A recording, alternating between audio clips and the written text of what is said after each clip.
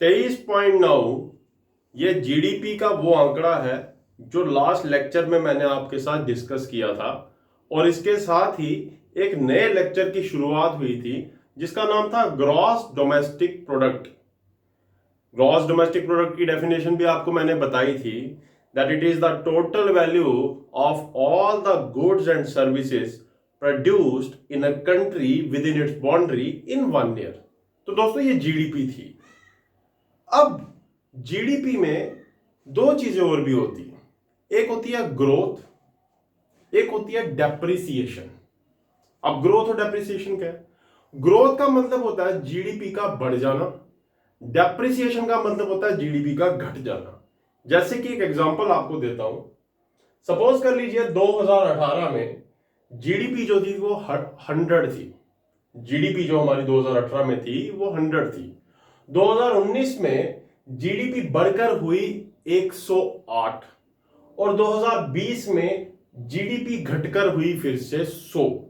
अब 2018 से 2019 तक की जो जीडीपी है इसको हम बोलेंगे ग्रोथ, और 2019 से 2020 तक की जो जीडीपी है इसको हम बोलेंगे डेप्रिसिएशन।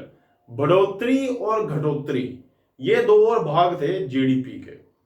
अब जरा आप अंदर चलते हैं थोड़ा जीडीपी में कि कौन कौन से सेक्टर है, थोड़ा इकोनॉमी से रिलेट करते हैं। जीडीपी में कौन कितना पोर्शन डालता है, जीडीपी में कितना कंट्रीब्यूशन होता है किस सेक्टर का, और किस सेक्टर की वर्कफोर्स कितनी है जीडीपी में।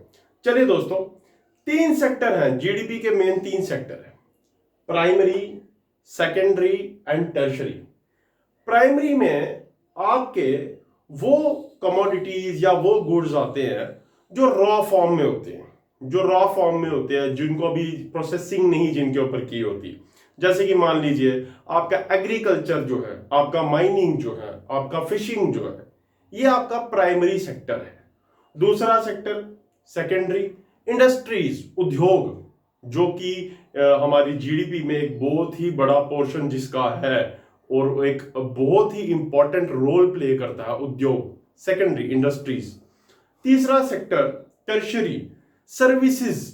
आप जानते हैं, मैंने लास्ट समय भी आपसे ये बात कही थी कि हमारे देश के अंदर या बहुत सारी कंट्रीज में कुछ सेवाएं होती हैं जो दी जाती हैं, जैसे हॉस्पिटल की, हेल्थ की हो गई, टीचिंग की हो गई, बैंकिंग की हो गई, एटसेट्रा। ऐसी बहुत सारी सेवाएं हैं जो दी जाती हैं, तो ये आपके टर्शरी सेक्टर में आता है। अब हमें देखना है कि कौन कौन सा सेक्टर जीडीपी में कितना कंट्रीब्यूट करता है और कौन कौन सा सेक्टर कितना वर्क फोर्स कंट्रीब्यूट करता है, किस सेक्टर में कितना वर्क फोर्स है। देखिए जरा, देखिए जीडीपी में जो सबसे कम कंट्रीब्यूट करता है that is your primary, and that is 10% to 20%। फिर जो दूसरा आपका आ जाता है जो जीडीपी में कंट्रीब्यूट करता है वो आता है आपका सेकेंडरी, दैट इज 30 to 40%। और जो लास्ट आपका जीडीपी में कंट्रीब्यूट करता है वो आता है आपका tertiary, that is 50 to 60%। Okay, अब वर्कफोर्स की बात करते हैं। वर्कफोर्स के हिसाब से अगर देखा जाए तो प्राइमरी सेक्टर में सबसे ज्यादा काम करते हैं, 40 से 50% कम से कम वर्कफोर्स हमारी अकेली प्राइमरी सेक्टर में है। सेकेंडरी की अगर बात करें तो 30 से 40% जो है वो सेकेंडरी में है, और टर्शरी में अगर वर्कफोर्स की बात करें तो 20 से 30% जो है आपका टर्शरी में है। दोस्तों देखो, बड़ी अजीब सी बात है अगर आप इस डाटा को थोड़ा एनालाइज करेंगे कि वो सेक्टर जहां पे सबसे ज्यादा वर्कफोर्स है, वो सेक्टर जहां पे सबसे ज्यादा वर्कफोर्स है वो हमारी जीडीपी के कंट्रीब्यूशन में सबसे कम है। मतलब कि वो सबसे कम कंट्रीब्यूट कर रहा है जीडीपी में। बड़ी अजीब सी बात है। देखिए, जहां पे सबसे ज्यादा लोग एक्टिविटी में इन्वॉल्व होंगे, इकोनॉमिक एक्टिविटी में इन्वॉल्व होंगे, वहां पे जीडीपी का कंट्रीब्यूशन उस सेक्टर का बढ़ना चाहिए था। मगर ये अजीब सी बात है कि इंडिया में जहां पे सबसे ज्यादा वर्कफोर्स इन्वॉल्व है वो जीडीपी में सबसे कम कंट्रीब्यूट कर पा रहा है। इसको सोचिएगा ऐसा क्यों हो रहा है। तो दोस्तों आगे आते हैं। फिर आपको जीडीपी का मैंने इसका सेकेंडरी का थोड़ा वर्कफोर्स भी बता दिया, कंट्रीब्यूशन भी बता दिया, और तीसरा मैंने टर्शरी का भी आपको बता दिया कि कितना इसमें जीडीपी में कंट्रीब्यूट करता है, कितना वर्कफोर्स में कंट्रीब्यूट करता है। दोस्तों अब इसके साथ हमें एक और चीज समझनी है। देखिए, किसी भी इकोनॉमी को इस बेसिस पे क्लासिफाई किया जाता है कि कौन सा सेक्टर उसमें सबसे ज्यादा उसकी जीडीपी में कंट्रीब्यूट कर रहा है। जीडीपी को इस टर्म्स पे या किस जीडीपी को इन टर्म्स में हम इसीलिए कैलकुलेट करते हैं ताकि वो हमें ये बता पाए कि इकोनॉमी में सबसे ज्यादा पोर्शन किसका है। और हम किसी भी इकोनॉमी को इसीलिए क्लासिफाई करते हैं या कर पाते हैं ताकि हमें पता चले कि कौन कौन सा सेक्टर कहां पे ग्रो कर रहा है। और इकोनॉमीज को क्लासिफाई भी उन्हीं बेसिस पे किया जाता है। इंडियन इकोनॉमी में जीडीपी में सबसे ज्यादा कंट्रीब्यूशन जो है वो सर्विस सेक्टर का है। जीडीपी में सबसे ज्यादा सर्विस सेक्टर का है, इसीलिए इंडियन इकोनॉमी को सर्विस इकोनॉमी भी बोलते हैं। जीडीपी का सबसे ज्यादा कंट्रीब्यूशन जो है वो सर्विस सेक्टर का है, इसलिए इंडियन इकोनॉमी को हम सर्विस इकोनॉमी भी बोलते हैं। आइए जरा दोस्तों अब थोड़ा आगे चलते हैं। हम लास्ट लेक्चर में आपको एक फॉर्मूला बताया गया था, जो मैंने बताया था आपको C+G+I+NX। अब उस फॉर्मूले को इस्तेमाल करके और उस फॉर्मूले में कहां कहां पे कितनी गिरावट हुई है वो बताने का टाइम आज आ चुका है। देखिए, जैसा कि आप जानते हैं, सी मैंने बोला था कंज्यूमर की जो स्पेंडिंग्स होती हैं, कंज्यूमर कितना स्पेंड करता है वो बताता है। देखिए 19-20 का फाइनेंशियल ईयर था, यहाँ पे मैंने 2020 लिखा है क्योंकि जगह नहीं थी और ये करोड़ में है। 2019-20 का जो फाइनेंशियल ईयर है उसमें कंज्यूमर जो स्पेंडिंग्स थी वो थी 19,92,967 करोड़। वो घट के 20-21 में जो हमारे पहले क्वार्टर में जो हमारा डाटा आ गया है वो घट के हो चुका है 14,61,164 करोड़। यानी कि कंज्यूमर स्पेंडिंग में एक ड्रास्टिक गिरावट देखने को हमें मिली है। आइए जरा दूसरा देखते हैं हम इन्वेस्टमेंट में 11,32,195 करोड़ ये आंकड़ा था 19-20 का। और जो 2020-21 के क्वार्टर में आया दैट इज 5,99,192 करोड़, 5,99,192 करोड़। ये एक और गिरावट देखी गई है यहाँ पे। दोस्तों गवर्नमेंट स्पेंडिंग्स में थोड़ा हमें इंक्रीज मिला है, गवर्नमेंट स्पेंडिंग्स थोड़ी बढ़ी है। जैसे कि आप देखिए यहाँ पे लिखा है 4,18,249 या फिर 4,18,249 करोड़ जो था ये 19-20 का आंकड़ा था। 20-21 में ये पहुंच गया है 4,86,636 करोड़।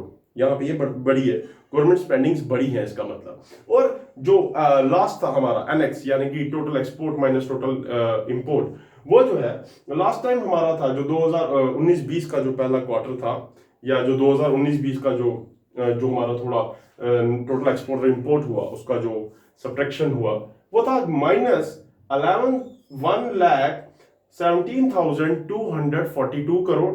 और इस साल जो हमारे पास आंकड़ा आया वो आया 75,675 करोड़। यानी कि जो total export minus total import जिसे हम एनएक्स कहते हैं उसमें एक पॉजिटिव साइन मिला है इस बार। तो कुल मिलाकर अगर देखा जाए तो 2019 का, अगर मैं 2019 के पहले क्वार्टर को 19-20 के पहले क्वार्टर को 2020-21 के पहले क्वार्टर से कंपेयर करूं तो उस समय जो क्वार्टर का जो परसेंटेज हमारे पास जो आंकड़ा आया था वो था 5.2%। और इस समय जो हमारे पास 20-21 का जो पहले क्वार्टर का आया है वो है -23.9%। यानी कि लगभग 24 के पास ये पहुंच चुका है। तो दोस्तों ये आज हमने थोड़ा पढ़ा जीडीपी क्या था, सेक्टर कितने थे, कौन सेक्टर कितना जीडीपी में कंट्रीब्यूट कर रहा है, कहां पे कितनी वर्कफोर्स है और कहां कहां पे फॉर्मूले के हिसाब से कहां कहां गिरावट आई है। लास्ट टाइम का क्वार्टर भी कंपेयर कर लिया इस साल के क्वार्टर से। अब दोस्तों लास्ट टाइम मैंने आपसे एक क्वेश्चन पूछा था, लास्ट टाइम एक क्वेश्चन दिया था कि जीडीपी कब से कैलकुलेट होना शुरू हुई क्वार्टर बेसिस पे। तो जीडीपी कब से कैलकुलेट होना शुरू हुई क्वार्टर बेसिस पे, तो उसका जवाब है 1996। मेरे को काफी बच्चों ने कॉल किया था कि सर आप प्लीज हमें बताइए कब से है। मैं आपको एक और बात बता देता हूं इस लेक्चर के माध्यम से। देखिए ऐसा है, आप मुझे पर्सनली कॉल करेंगे तो मैं आपको जवाब नहीं दूंगा, आपको उस चीज को सर्च करना पड़ेगा। इस लेक्चर का ये जो मैं सीरीज, ये जो economics, pol science, history, geography जो मैं सीरीज बना रहा हूं, इसका एम मेरा जो है वो आपको इंफॉर्मेशन देना, आपको पढ़ाना है। सारी चीजों का जवाब मैं आपको नहीं दूंगा, आपको भी मेहनत करनी पड़ेगी। ठीक है दोस्तों। और जो आज का सवाल मैं आपसे पूछने जा रहा हूं, जरा उसका मेरे को जवाब दीजिएगा। एक सवाल आपसे है कि व्हाट इज कोर सेक्टर। सवाल आपसे है व्हाट इज कोर सेक्टर। और इस पर्टिकुलर लेक्चर के अंदर से एक सवाल और है कि ये जो टोटल एक्सपोर्ट और टोटल इंपोर्ट में जो बढ़ोतरी हुई है, जो जब हमने इसको सब्ट्रैक्ट भी कर दिया फॉर्मूले के अकॉर्डिंगली, उसके बाद भी ये जो पॉजिटिव साइन आया है 75,675 करोड़ का, लास्ट समय ये नेगेटिव में चल रहा था, तो ऐसा क्यों हुआ है? Total export minus total import में प्लस पॉजिटिव साइन क्यों आया है, इसका आपको जवाब मुझे कमेंट बॉक्स में देना है। तो आज का ये लेक्चर आपको कैसा लगा प्लीज मुझे बताइएगा। अगर अच्छा लगा हो तो शेयर कीजिए और लाइक कीजिए। Thank you.